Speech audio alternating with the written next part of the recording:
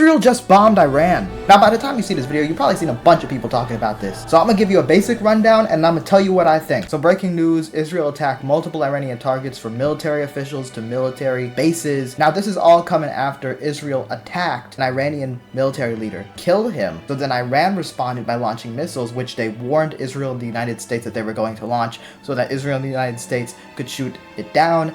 This comes after Iran has said they don't want escalation after that, to the Chinese, to the Americans, to everybody. So that's the situation. Israel threw a punch, they got punched back, and then they clutched their pearls and said, "How dare you, good sir." Now the thing is, when Israel clutches their pearls, you should be concerned. You should be very concerned. Cause this ain't like when Iran did what they did, where they were essentially trying to say, hey America, hey Israel, shoot these down so we don't escalate. Israel shot and they aimed for military targets, they aimed for military bases, they aimed for military officials. Alright, they're serious about this. Now look, if you're America, you don't want war with Iran because the people are not as war hungry as they were in the 2000s. It's going to be a very difficult and costly war. You don't want it. If you're Iran, you don't want this war because you're going to suffer tremendously. You'd be going up against the entirety of the West. The only, and I mean the only group that wants this would be the Israeli government because one, it gets to distract the international community from what's going on in Gaza, and two, it gets to unite the Israeli people inside Israel against a common enemy, Iran. And they get to say, look,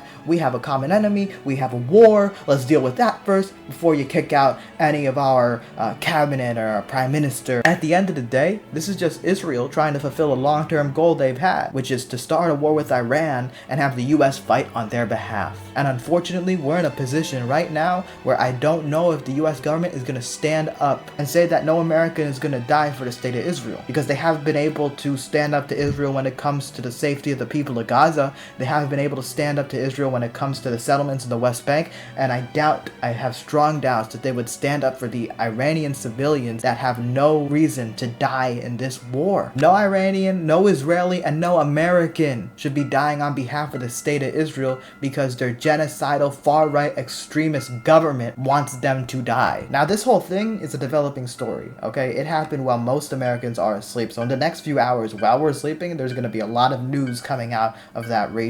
Iran already said that if Israel does do that, which now they did, Iran will respond. And if they responded to the consulate, I'm sure that they're going to respond to direct bombings in their own country, and I'm very concerned to see what happens next. Best of luck to the people in that region, best of luck to the people of this planet, because nobody needs a war in the tough state that the world is in right now. I can tell you that.